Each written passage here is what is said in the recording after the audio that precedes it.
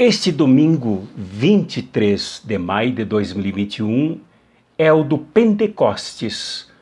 E o evangelho especial para este domingo é o de São João, no capítulo 20, do versículo 19 ao versículo 23. Falaremos que o sopro de Cristo manifesta as contradições, mas também os potenciais dos dons humanos.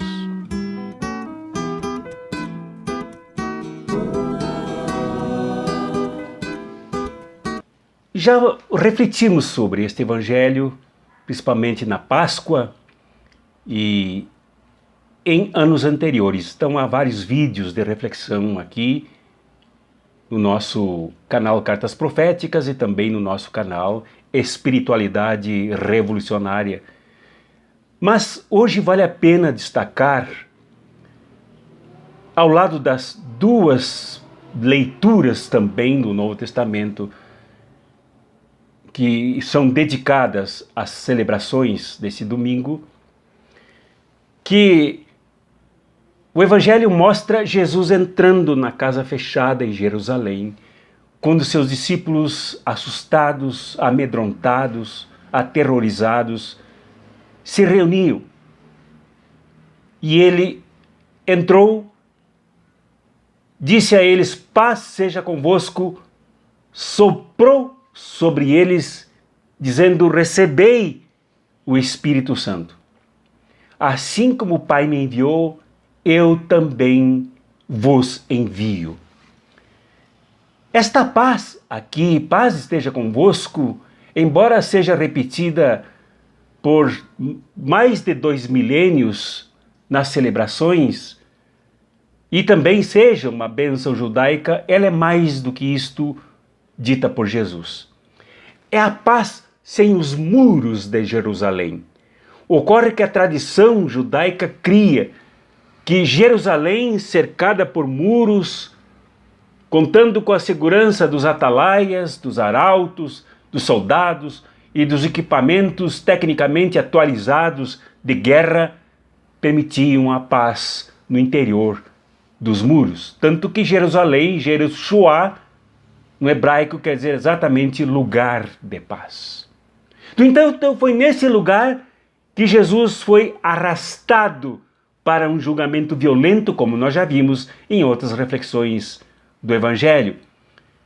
Condenado sem provas, inocentemente, tendo que arrastar um patíbulo extremamente pesado pelas ruas pedregosas até o Gólgota e lá ser assassinado por crucificação. Na mesma Jerusalém que proclamava a paz, que tem a segurança das muralhas. Esta paz que Jesus sopra sobre os discípulos e que diz: paz seja convosco, é uma paz sem muros, mas é uma paz também sem a violência do Império Romano e sem a violência do templo judaico que colaborou com toda esta barbárie praticada contra Jesus. Paz seja convosco. E o sopro do Espírito sobre os discípulos de Jesus representa simbolicamente o sopro para a criação de uma nova humanidade, sem muralhas, sem a guerra, sem os julgamentos na calada da noite, sem as traições do Judas, sem as crucificações, sem a barbárie. O sopro do Espírito Santo sobre os discípulos é para a criação desta nova humanidade.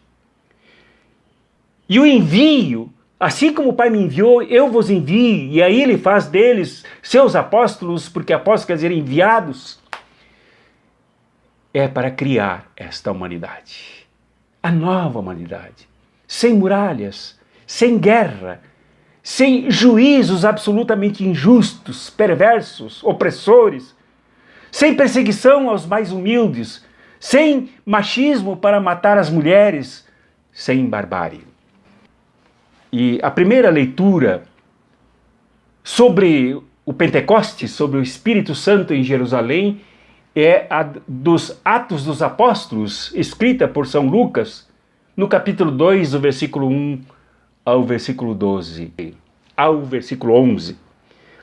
Aqui se percebe que os mesmos que há 60 ou 70 dias se encontravam assustados e fechados dentro de uma casa, agora noutro lugar em Jerusalém, mesma, a capital da violência, a capital da barbárie, a capital do derramamento de sangue, a capital do assassinato, nesse mesmo lugar, agora os mesmos discípulos de Jesus se aproveitam de uma festa chamada Pentecostes, a festa das espigas, de trigo e de todas as produções agrícolas, uma espécie de feirão do agronegócio dos judeus e dos romanos, do Império Romano, quando os ricos faziam as suas exposições, as suas demonstrações de riqueza, de exuberância e de esnobação, os discípulos agora não mais amedrontados, mas encorajados pelo sopro dado por Cristo, Cristo da paz, se levantam e proclamam que o mesmo Cristo que tinha sido assassinado ressuscitara dos mortos. E eles dizem por quem Cristo, por quem Jesus tinha sido assassinado e por que tinha sido assassinado, crucificado, agora está ali, ressurreto, neles, na coragem deles, nas manifestações deles, nos discursos deles. Isso causou tanto impacto que Lucas descreve isto como um ruído, um estrondo caído do céu que amedrontou a toda a população, a todos os visitantes de todo o Império Romano que se encontrava em Jerusalém para a festa dos negócios. E uma frase aqui, nesse trecho, chama a atenção. Quando os judeus espalhados da diáspora pelo mundo, agora todos ricos aqui em Jerusalém, na festa das espigas, na festa do Pentecostes, ouviam aqueles discursos corajosos, ousados, com aquele sotaque lá das bandas da Galileia, eles diziam: mas não são todos eles galileus? Não, estes que aí falam não são todos galileus? Nós reconhecemos seu sotaque e como eles falam e nós os entendemos.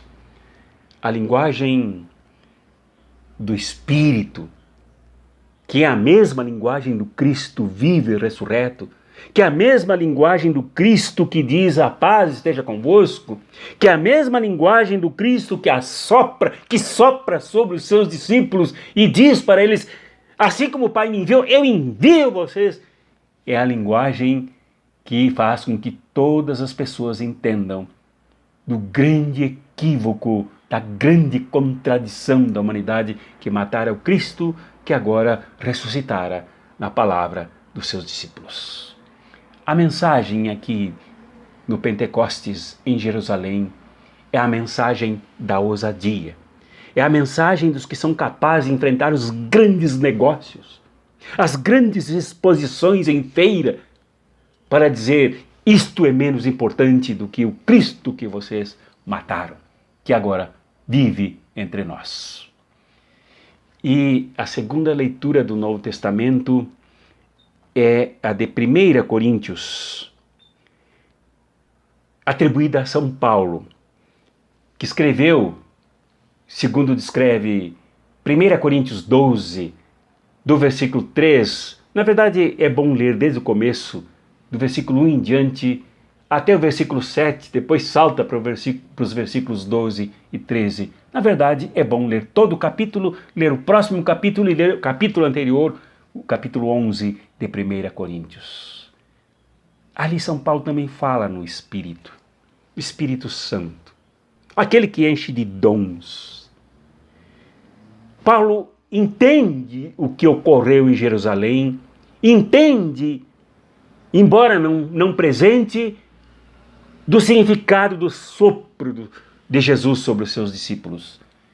E aqui ele escolhe Corinto para dizer como é que as coisas devem acontecer. E impressiona essa escolha de Paulo, porque Corinto não é nenhuma metrópole, Corinto não é nem uma sociedade exemplar. Corinto não é nem um modelo de virtudes. Corinto, uma ilha grega que era cosmopolita, que dava acesso aos navios vindos de todo o mundo que por ali cruzavam para ir para o Oriente, para ir para o Ocidente, para ir para toda parte, para todos os mares, transportando riquezas, transportando escravos. Corinto era a sede de tudo que era contraditório àquilo que Paulo chamou de corpo de Cristo em Corinto. Porque esta cidade acolhia na marra os trabalhadores escravos das galeras dos navios, que eram despejados ali, muitos deles morriam e apodreciam em Corinto, porque eram maltratados e não valiam mais para a produção, e ali, em Corinto, eram jogados. Em Corinto vivia uma casta também social, a casta econômica e social que mandava na cidade. Em Corinto pululavam filosofias, especialmente o gnosticismo, que rezava que o corpo não valia nada, que o que valia era a sabedoria, o que valia era a mente, uma mente interna, o espírito das pessoas, e não o corpo. Em Corinto haviam grandes contradições. No entanto, foi ali que Paulo viu a comunidade como corpo de Cristo, o que ele chamou de eclésia, a igreja, como corpo de Cristo. Com enormes problemas, mas corpo de Cristo. E ele disse, é bom que eu informe antes, para quem não sabe, que esta ideia de corpo não é original em Paulo. Paulo aplica originalmente a ideia de corpo, mas ela era usada no Império Romano pelos reis. Os reis diziam que o Império Romano era como um corpo, que tudo funcionava integradamente. O filósofo Marco Aurélio, que foi rei do Império Romano, era um dos mais cultos do império, dos imperadores, se encantava com tudo, à luz do raciocínio dele, funcionava como os membros de um corpo no Império Romano. Claro, sem considerar a barbárie que o Império Romano praticava pelo mundo, inclusive em Corinto. Em Corinto pululavam as religiões de mistério, aquelas que colocavam as pessoas em êxtase, como que tomadas por drogas, e a pronunciar palavras incompreendidas. Isso tudo foi levado para dentro da comunidade cristã, para quem Paulo escreve. E Paulo diz, então, aqui nesse trecho, e é bom que ele se leia antes, se leia depois, que a igreja é corpo de Cristo, que o Espírito sopra na igreja, sopra nessa comunidade, que ele exemplifica como sendo a comunidade de Corinto. Por isso a primeira carta aos Coríntios, dizendo que sopra para unir todos os membros no mesmo Senhor. Notemos aqui que ele diz Senhor, que era uma palavra usada também pelos romanos para se referir ao Kaiser César. E para Paulo, o Senhor não tem nada a ver com César. O Senhor é o Cristo, aquele mesmo que entrou na casa dos discípulos assustados e soprou o Espírito sobre eles. Aquele mesmo que foi levado pelos discípulos, agora encorajados em Jerusalém, e o anunciou, e os discípulos o anunciaram perante os grandes negociantes de riquezas dentro de Jerusalém.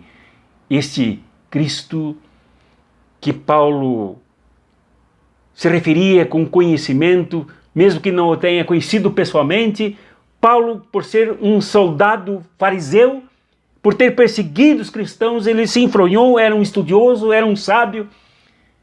Ele sabia que este Cristo, como ele diz no capítulo 2 de 1 Coríntios, era o Cristo crucificado que ressuscitou. Então ele fala do mesmo Cristo, aquele que foi abatido sob tantas barbaridades em Jerusalém, mas que ressuscitara. Então este não é o César, este é o Cristo que, antes de mais nada, foi o Jesus de Nazaré. E o corpo é dele. Então não há outro Cristo hoje que se manifeste corporalmente no mundo, senão através dos membros que o compõem, a começar por Corinto. Só que Paulo teve que orientar essa comunidade. Anteriormente, aqui, nesse mesmo trecho, conta-se que, e Paulo critica duramente, que alguns cristãos que trazendo vícios de dentro da sociedade contraditória, desvirtuada, a sociedade dos privilegiados, fazia com que a ceia, a Santa Eucaristia, que era uma verdadeira festa com muita alimentação, uns comiam do melhor, enquanto outros não tinham o que comer. Paulo critica e diz: no corpo de Cristo isto não pode existir. Todos são iguais no corpo de Cristo. Então Paulo combate a contradição dentro da sociedade dos que têm mais para humilhar os que têm menos ou nada têm. Segunda coisa que Paulo teve que enfrentar aqui, e é isso que esse texto enfrenta, é que levaram para dentro da comunidade as religiões de mistério, achando que aqueles que tinham êxtases, que achavam que encontravam um Cristo fora do corpo, fora da realidade, fora da sensibilidade aí com a nossa realidade. Paulo disse: não, no corpo de Cristo todos são iguais e todos têm dons, os dons são diversos e todos somos diferentes uns dos outros. Mas todos somos dotados de dons. Ninguém tem mais dons do que outros. Ninguém tem menos dons do que outros. Todos temos dons diferentes uns dos outros. E é isto que enriquece a sociedade. Mas é o mesmo Espírito que faz com todos, na diversidade, com que todos sejam membros do corpo de Cristo. Lá mais embaixo, São Paulo diz: vós sois corpo de Cristo e individualmente membros deste corpo. Um teólogo de quem eu gosto muito, Eliezer Batista César, ele diz que o Espírito Santo não é outra realidade senão o próprio Jesus vivo e ressurreto. E é isso que é dito em Corinto. Lá estava o Cristo nas próprias pessoas, vivo e ressurreto. Lembro-me de uma vez, se não me engano era por aí, 73, 74, num encontro no Colégio Americano em Porto Alegre. Depois de muita bobagem dita, estava presente o teólogo Emílio Castro. Ele se levantou para saudar as pessoas e falou 3 minutos. Nesses 3 minutos ele disse o que não disseram em 4 ou 5 horas de discursos. Ele disse: o mesmo Cristo da Palestina se encarna hoje na América Latina, entre os pobres. É isso que devemos ser, o Cristo encarnado em nós, vive e ressurreto, com a força do mesmo Espírito que é o Cristo ressurreto, nos fazendo enfrentar as contradições, enfrentar os exibicionismos dos que se acham melhores do que os outros, destruirmos essas estruturas que fazem com que alguns se achem superiores aos outros e que muitos se achem inferiores a alguns. Esta é a grande mensagem do Cristo que tem como corpo somente a nós. Nós, homens simples, nós, mulheres simples, nós, os que lutamos para construir uma sociedade justa, onde não hajam abusadores que comam demais e nem sequer levantam os olhos para perceber que há quem não só come pouco, como há quem nada tenha para comer. Em nós, o Cristo nos fazendo corpo Cristo vivo e ressurreto, o Cristo do Espírito Santo, é aquele que nos faz perceber os enormes dons que os que trabalham, os que transformam a natureza, os que transformam a realidade, os que dão aula, os que cuidam da saúde, os que cuidam do bem-estar dos outros, os que conduzem, os que transportam, tantos que trabalham têm tantos dons, e que a gente olha, os cientistas, enfim, e a gente olha e pensa, meu Deus do céu, como o ser humano é capaz de fazer isso? São pessoas dotadas de dons. Mas como diz São Paulo, todos os dons devem cooperar para o bem-estar de todos. É a isto que Jesus nos chama. É a isto que o sopro de Cristo, que diz, a paz seja convosco, nos conduz.